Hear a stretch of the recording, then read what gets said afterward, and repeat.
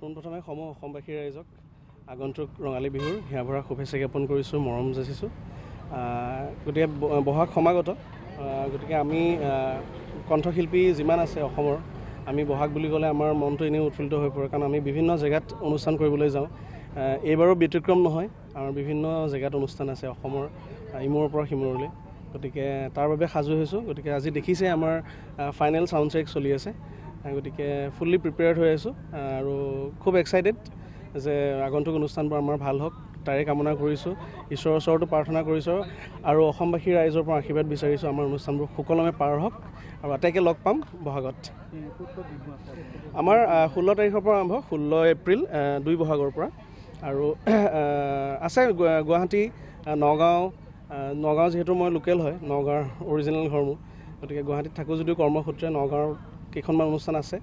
তেজপুৰত হৈছে, আমাৰ গোলাঘাট হৈছে, এইফালে লখিমপুৰ, বান্দৰদোৱা, তেনেকৈ যথেষ্টখিনি আছে। ডিব্ৰুগড়, তিনিচুকীয়াৰ পৰাও ফোন যোগে আমাৰ এতিয়ালৈকে কথা চলি আছে। গতিকে অসমৰ ইমূৰৰ পৰা সিমূৰলৈ হয়েই মানে প্ৰতি বছৰে। গতিকে এক্সপেক্টেশ্যনছ আমি 25ৰ পৰা 30খন ভাবি থৈছোঁ, কিন্তু বৰ্তমানলৈকে আমাৰ ধৰি লওক 18-20খনমান অলমষ্ট হৈছে। মই লিষ্টখন চোৱা নাই ভালকৈ, গতিকে 18-20খনমান ওচৰা-ওচৰি হৈছে। গতিকে ভাল লাগিছে। সমূহ সমিতিৰ বিষয়বিলাক যিসকলে আমাক আমন্ত্ৰণ জনাইছে, ধন্যবাদ জ্ঞাপন কৰিছোঁ। আৰু যিখিনি যোগাযোগ কৰিম বুলি ভাবি আছে তেওঁলোকেও যোগাযোগ কৰিব পাৰে। আমাৰ নাম্বাৰবিলাক আছেই, ফেচবুকত বা ইউটিউবত গোটেইখিনি এভেইলেবল। গতিকে সকলোকে ধন্যবাদ জ্ঞাপন কৰিছোঁ আৰু পুনৰবাৰ অসমবাসী ৰাইজলৈ ৰঙালী বিহুৰ হিয়াভৰা শুভেচ্ছা জ্ঞাপন কৰিছোঁ। ধন্যবাদ।